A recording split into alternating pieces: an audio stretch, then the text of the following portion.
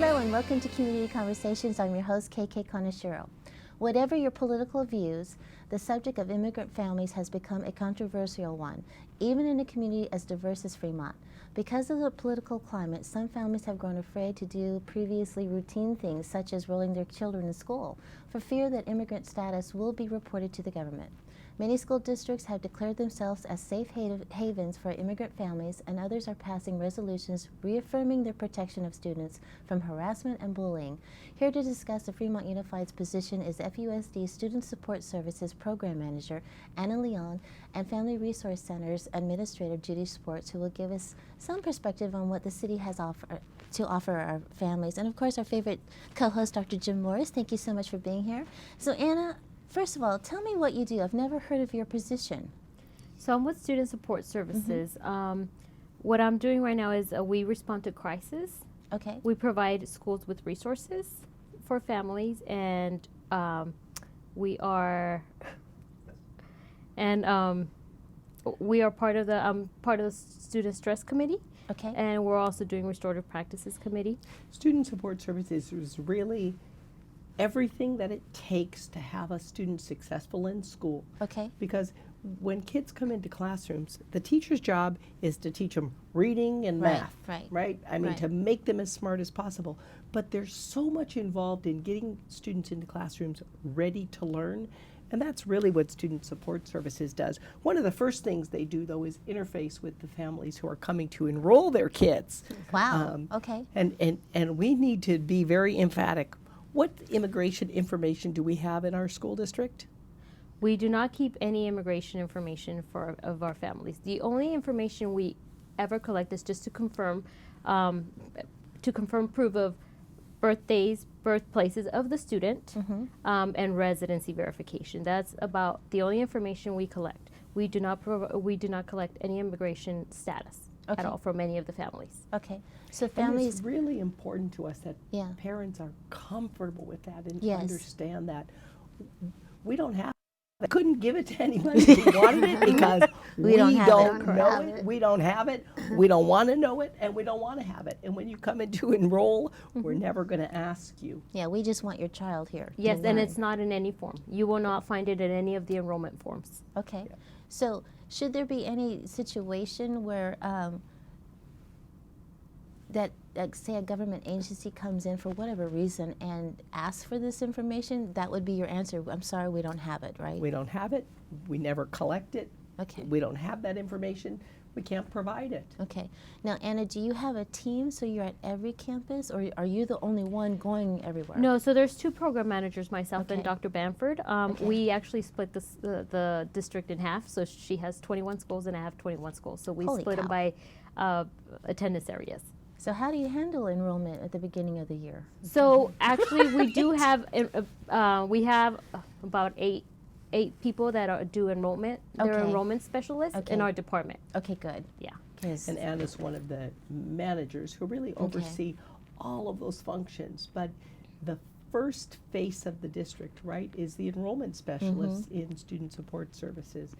And they can reassure families when they come in. We want to make sure that parents know it's safe to send your children to school. And that was really the impetus for the board passing this resolution, really reaffirming and directing the superintendent, we're not collecting this information and parents don't have to be afraid, is really the strong message that we're trying to send. Is this resolution only for immigrant families, or is it for every student? So the resolution is pretty encompassing about really creating safe environments for all kids in Fremont. Regardless? Correct. Okay. So from bullying, from sexual orientation, from immigrant status, it doesn't matter. They're all safe with us. And that really is the message we want to send. At this time, because of the sensitivity, there's a focus on really reaching out to families who may be worried or have those questions to know. You can call Anna, you can call anybody in our enrollment office. If you need to know, if you have questions about anything having to do with having your kids in school, Our job is to keep them safe while they're in school. Okay. Now, I know the city offers many, many services available to anybody, but can you list some of the, or talk about some of the services that Family Resources offers? Because you are like a secret that we need to explode, because we are very lucky in the city to have all these services under one roof. And I don't think a lot of people realize how lucky we are.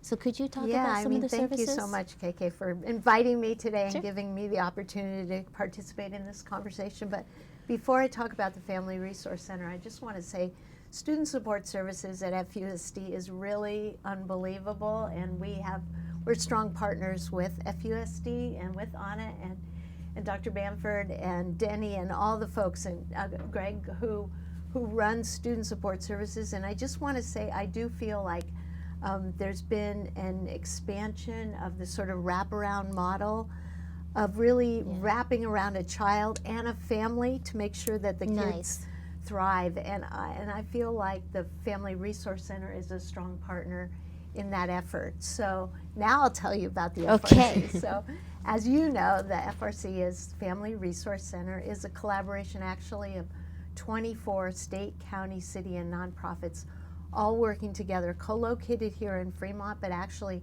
serving the Tri-Cities of Fremont, Union City, and Newark.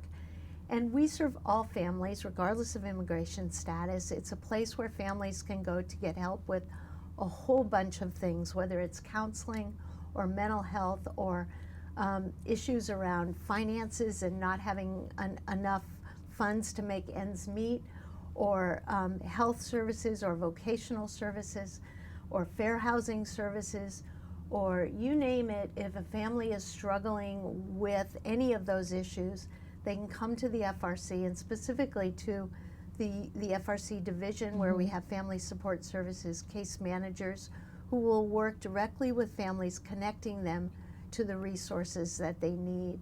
We work with a lot of FUSD families in collaboration with student support services, helping them. For example, if, and I know that on-campus tutoring is available, but there's also other tutoring that's available out in the community. So a child might need tutoring and the family might not have resources to pay for it. So our case managers and the many agencies at the FRC, like City Serve Compassion Network, can provide free tutoring for that family. We also can help families get hooked up or connected with medical services and with health insurance, including Medi-Cal or whatever private health insurance if that's appropriate. So now, if we had a family that were looking for assistance with an immigration status issue, they can come to Family Resource Center and get that help. Yeah, that's absolutely right. One of our partner agencies is International Institute of the Bay Area, IIBA for short. IIBA has a specialist working at the FRC who can meet with families and give them consultations and connect them to the available resources. And there's help in terms of legal services and other needed services for immigrant families. Yeah, definitely the FRC is a place to come. Because I think that's the other important point we want to make is there are places in our community that you can trust for help when you need help. You know what I love about this conversation is the partnership between the school district and FRC, because should you run into a family with school-age children who are afraid for whatever reason, you can immediately call Anna, and Anna can come down and talk to them and make, between the two of you, make this one family unit feel safe. Exactly. Which I think is phenomenal. And I congratulate both of you for that, because that's unheard of in a lot of cities. Yeah. I also want to say, because we live in an incredibly diverse community, and we're actually very proud and happy that that's the case, right? We try and hire as many staff from different cultural backgrounds, speaking as many different languages as possible.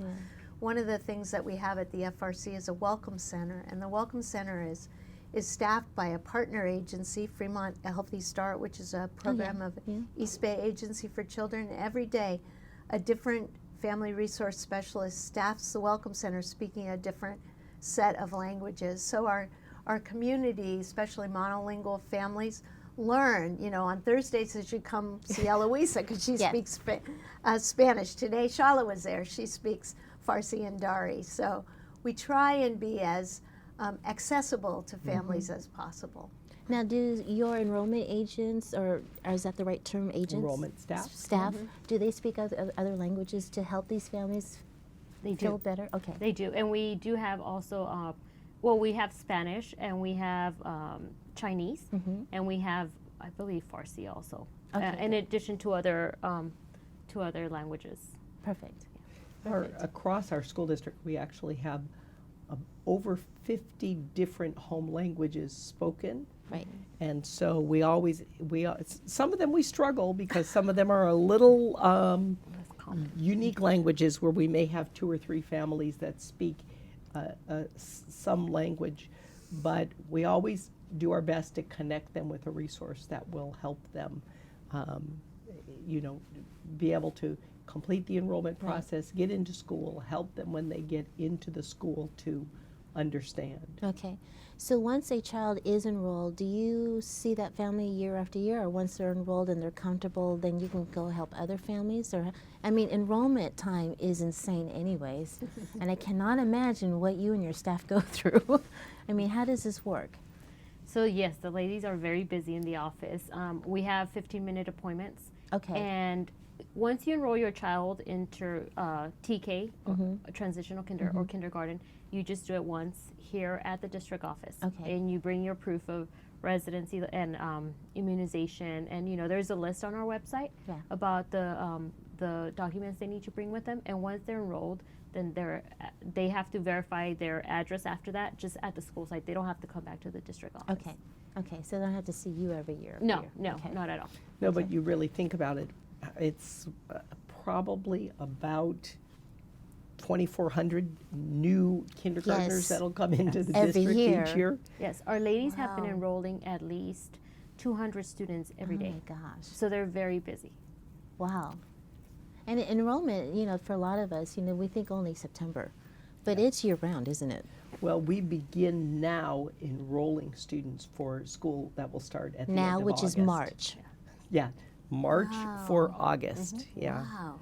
Because, we have so many issues with students being overloaded. So parents, we have an enrollment window, and parents get here and they enroll on time because Right. it reduces the chance that your child will be overloaded if you enroll on time. That's incredible.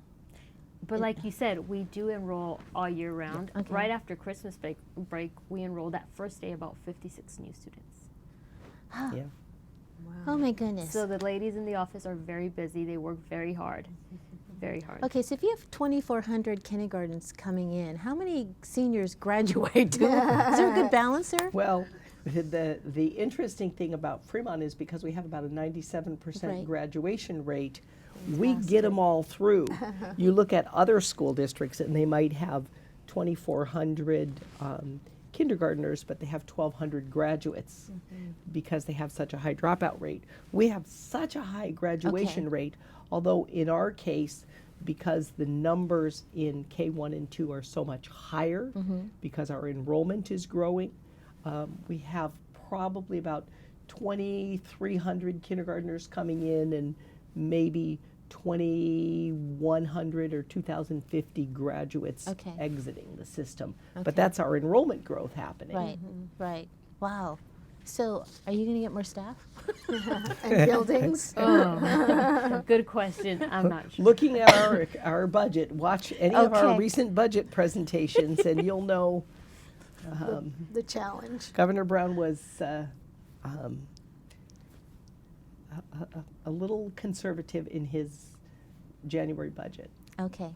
But just so so we know, like, the safest place for a student to be is at school. So that's why we want all families to not feel afraid to come and enroll their child. And like Dr. Morris said, if they have any questions, they can feel free to call me. My information is on the website. Okay. So what if you have a student who has been with us for a few years and now, because of the situation that we're living in, is now afraid? Can they go to you just to talk? Definitely, Okay. they can, and then I could connect them to resources in the community. Okay. And one of the resources would be probably the Family resource. the Family Resource Center, and then they could get reassurance from the Okay. legal professional. Okay. We are hearing a lot of fear in the community and families that we're serving. Yeah, I'm sure you are. And I'm And sure you we are have- too. And we have counselors at a good number of our schools. Okay. Some that are through the Family Resource Center, some that are district counselors. They're not necessarily experts in this field, but they sure are good at listening and connecting families safely with resources and Okay. making them feel secure. These are the kinds of things we have to let parents and the community know. The schools or the Family Resource Center are a safe place to go and ask for help, because that's probably the reason our board passed this resolution, number one, and number two, just to reassure families about Right. this whole idea about the schools collecting or compiling any immigration status documentation. We don't have it. Okay, that's great to know. Now, this resolution, could we speak a little bit more about the bullying part of this resolution? If some student does feel like they're being bullied, I know they can go to any, SRO on site, counselor. How would you help that student? Again, just counseling them and finding the resources, or do you get the teacher involved, or how does this all work? So, well, the first step, if somebody feels like they're being bullied, is to talk to an adult at the Yes. school site. Yes. And I'm sure there's a protocol, so they have to do an investigation.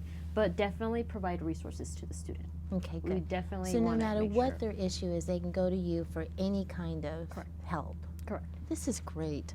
Well, and you really think about what is our obligation to children. Our obligation is to educate them.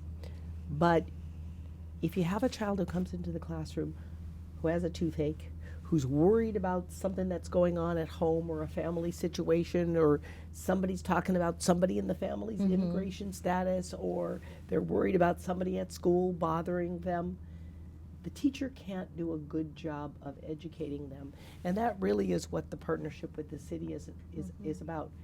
All of that stuff that makes life so complicated for kids, Yes. finding the resources to make sure when they go into the classroom they're ready to learn. This is great. I commend all of you. This is a great service that we are able to offer. So thank you very much for being here. And from everyone here at Community Conversations, we appreciate you watching, and we'll see you next time. Thank you.